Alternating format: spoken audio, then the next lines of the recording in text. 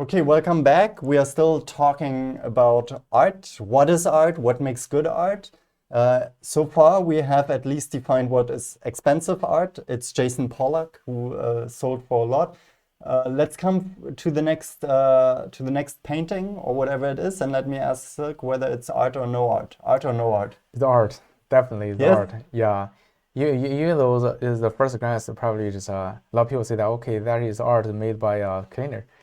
Yeah, no, there's this famous story that there was a lady in a museum Mm-hmm. and she just cleaned out the art and it Mm-hmm. was like a couple of million. You know what happened to me? I was working in a gallery crawl and I was working in a gallery and I had to do different stuff and at some point Mm. I became very tired. So I sat down at a chair and then the artist he came, "What are you doing?" And he was like yelling at me and To like, "Get scare you, up!" And freak I you got out. up and like, "That's art!" And he was like really, really angry with me. And I'm like, "I'm sorry." Yeah, So, yeah, no. So he's I just remember around 5 6 years ago when I was studying in Melbourne. Um, After graduate, I just got a job in gallery, but something like this, that is called a Yarra Sculpture Gallery. Some people they can Google it, internet. how was it So, called? Yarra Sculpture Gallery, Yarra Yarra Sculpture Gallery. That is It's in Australia? in Australia, Melbourne. Melbourne, Yeah, okay. because one river is called the Yarra River across the Melbourne. So that is a gallery on the bank of the Yarra River. So I was here the first time that I was here, I feel like okay, that gallery is very good, and not only is gallery, but that is contributed to some is a association, is a gallery, is a sculpture association. It's called the Yarra Sculpture Association. So I feel like okay, I really want to, it's very interesting because I love art.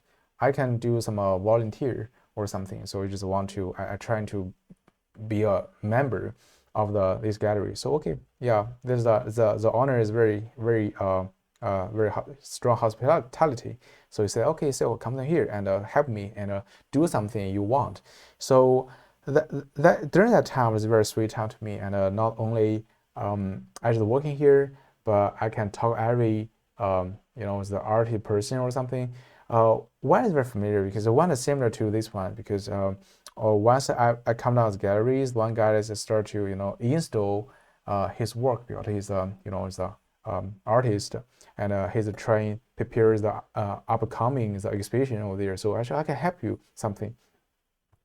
He's an installation artist and make all of the installation artwork with some recycle stuff and some Garbage, I guess. it's kind of Waste. garbage, it's kind of Mm. trash bin or some is the probably is like a door frame or something. So it's put over there. So I in the beginning I feel like okay, I can help you.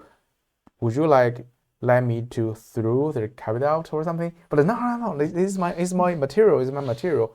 And he gave me the sketch and gave me a lot of the plans. Like okay, so just help me to do something like this. And it's very interesting. I had to learn a lot at that moment Uh, because I feel like okay, that is do you make art from trash. garbage? Yeah, I did, and I Mm. did, and Many people make it the other way around. I They make garbage from. that that is very interesting, but I think it's probably a little bit political. I don't want to talk too much. Oh. But one more thing I can say that uh, my major is public art. My major in public art is in my major participant is very important. Mhm. Some people have to take part in and related to me or just talking with me. I think that quite important. So you mean the audience is very Is the important, kind of or? audience or Mhm. just some viewer or something. And Mhm. one more thing is very interesting, very emotional stuff. Just I just make some artwork. Everybody's coming here, and I just make some just it's kind of paper. It's like a business paper or just some postcard or something like this.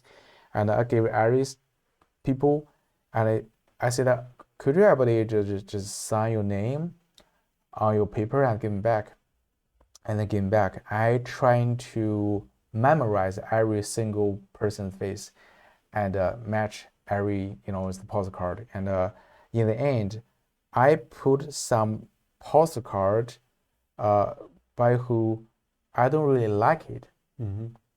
in this area, and put something like this is trash and make some artwork. Does it mean like this person I don't really like? Could you sell that art? No, I no for sale, no for I sale. admire just a admire display. everyone who sells trash. Just a display. It may be a solution to the ecological problems that we have on Earth. Yeah, it's a crack, but we just turn any kind of trash into art. Yeah, but one thing I would like to see that but now if you're like, okay, just only kind of trash and crack glass, but if turn off the light and put the spotlight on there, probably it's very beautiful, like a crystal, something like a crystal. Yeah, I can see. Yeah, but yeah, I mean, I wonder what is the intention of the artist here. I think it may not be limited to the intentions of the artist. It is also a certain material that is delivered by our time that is presented here in a new context. And yeah, I mean, it's always very simple to interpret shattered pieces of glass and say it's dangerous. But what are you feeling? What are you thinking about that? What are you thinking you saw that first time? Well, at least it's challenging. But you also have to see that there is an influence on my mind, a kind of bias, because I'm walking through a gallery. So can I be really shocked by something in a gallery? So maybe if it was more in a public space where people are surprised by the art, they may say, oh, what is this? Should that be here? Like they may discuss it. In a gallery, you already have numbed your natural feelings. You have bracketed off your natural kind of life. And then you take over the perspective of a tolerant art consumer, right? And so I wonder if it had a strong influence on me, if I saw it in a gallery. What would you think in a gallery? For example, in terms of this painting, this artwork, when I saw the first time, I feel like this kind of life, this kind of people's life, and it's like it's kind of labor worker's life is like very fragile, and they like gather together, but he don't really like some independent life or something. But this kind of person prefer to gather together, grab together, and do something, and very fragile. Regardless of the body or the mental stuff. So even though some people are still trying to stay alive and they start to roll up, no knee on the floor or something. So I don't know why. At the first time I saw this artwork, I feel like, okay, it's probably the title is struggling. Probably the title is struggling. It's struggling. It's a failure, right? And maybe we can also say that, or maybe faith. Maybe faith. Probably is born in the rich family or just a poor family, whatever. But when they grew up, everybody have a different direction. Some people probably is going to some career he really like to go, but some people is like probably is totally opposite. So it's also expressing a certain fragility of exquisite objects that are, for example, glass. But at the same time, with their fragility, there comes a lot of danger, right? I wonder, so this is in a gallery, right? There are people who walk over pieces of shattered glass, right? Could you walk over that in a gallery, or what would the artist say? I don't know because I don't know I never thought. Would somebody see it's destroyed glass? Would somebody say when you walk over it, no, you destroy it? But if I was a maker, I was an artist, probably I accept it. I just give you a permission. You can just walk over there. Beuys would have the same opinion, by the way. Yeah, it did. It's a lot of these. You think it's interactive art, right? Interactive, a lot of things. And one thing is very famous performing art he made is called I forgot his name in English, but probably is like the title is like I trying talk to art to a dead rabbit. Here's the whole dead rabbit and trying to spend the 7 or 8 minutes to talking what is art. He tries to walk around in the gallery or in the room. There's a lot of object over there. He trying to talk to that rabbit. Okay, this one, blah, blah, blah. But I think his kind of state here is like he's trying to talk something like, okay, that is as similar as some artists trying to spend a lot of time to talk or introduce the art to some people who don't like art. It's like a death rabbit or something. Yeah. So yeah, I think they won't understand anyway, right? Yeah. But he's trying to do something for some reason. Next one. Is this Van Gogh. art? Of course, this is Van Gogh. Isn't it already Vincent Van so Gogh. much art that Yeah. it became trash? It became kitsch? Yeah. No. It's Of not course not. kitsch yet? Of course not. I Of mean, course not.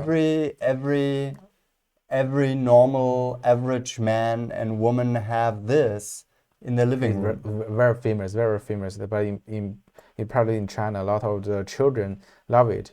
In primary school, I remember the primary school is the art class, fine art class. The teacher, most of the teacher, to use his painting to start with talking something like, okay, that is called is impressionism. Literally, is the Vincent van Gogh belong to post-impressionism, and that is belong to impressionism. It's already transitioning into expressionism, indeed. right? But one more tips we can share with us and with you. And a lot of people say that, okay, that Vincent van Gogh, probably Vincent van Gogh has some mental problem. That is for him, for us, probably it's very abstract because it's very learning or something. It's arting something and it's artist stuff. But for him, a lot of people say that probably real things, very realistic. Probably just in his eyes, the world is something like this. That's the reason why he's committed suicide in the end. Another. So he was just a camera. Yeah, but yeah, for him it's like, okay, he's a camera maker, he's a painter maker, just a photograph maker. But another rumor about him was like Vincent van Gogh not only like a drink but also like a magic mushroom. It's kind of magic mushroom. When you take the magic mushroom, the word is all the words start to vibrate or start to change, you know.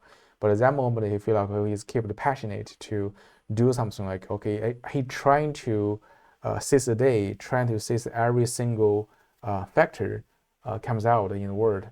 So yeah, so very good. I mean, that's also a bit of the question if we take the hyper-realist paintings that try to present objects in their reality. They can't because they will always just show it from a certain perspective. And I guess if you wanted to access the object as it really is, you have to start with something like cubism, take it apart, present it from different perspectives.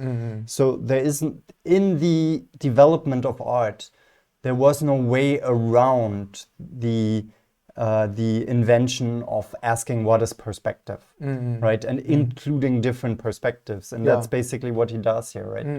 He includes his own perspective. And when Vincent van Gogh is still alive, he is not very, a lot of people say that he's not very successful artist because he never sold any piece of painting.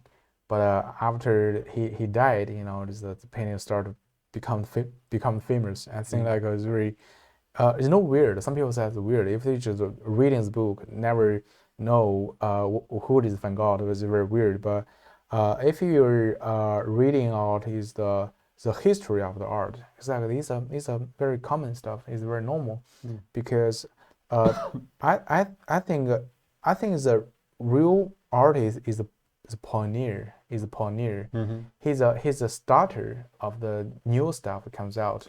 But see, this is why I would question this here in its value as art, because this is a piece that everybody knows, and everybody would say now, yes, it's art. So it has no provocative elements anymore. It has nothing new that it surprises people with. It is accepted as art to a degree that the art disappears and it just becomes decoration. And so many people put that into their living rooms, into their kitchen. It is decoration. Yeah, it's belong to decoration. It's belong to decoration. But if now we people say that, okay, that is belong to decoration because it's very colorful. The color is very kinetic, and kids like it, and we can put it in the living room as a decoration. But But at his time, it was provocative, right? But very provocative. Yeah, it's provocative. He's a starter. He's a beginner. And nobody done it before. Nobody done it before. He's the first guy. And that's another proof that these things prove that probably true artists make some provocative stuff. Don't criticize now, but probably we can see what happened 20 years later, 30 years later. We'll see what happened. Like a Vincent van Gogh. That moment is nobody see that with their else a piece of the just it's no like a painting. It's not like a true painting. Like what do you do? Skills. Yeah. But 20 years later, oh geez, it comes out. What aren't you able to manage perspectives? Yeah. Also when you look at his portraits of people, right? They were sometimes he made horrendous mistakes in terms of perspective, right? The eye was misplaced and not really produced well. So. Yeah, cool. Just now it is there's a lot of area we are very familiar. So basically we don't really have some very pioneers comes out. Even there's still pioneers comes out constantly, but compared to 200 years or 150 years ago. Is a fewer and fewer persons comes out, true artists and pioneers comes out. Yeah. So this brings me to my question. It seems, and let's discuss that in the next episode. It seems to me that now it's so accepted that somebody produces something new that almost nothing can be provocative anymore. And somehow maybe artists go so far to provoke people where it sometimes becomes a question whether it's still ethical. But we will ask that question in the next episode. Thank you for watching and see you in the next episode. Bye-bye.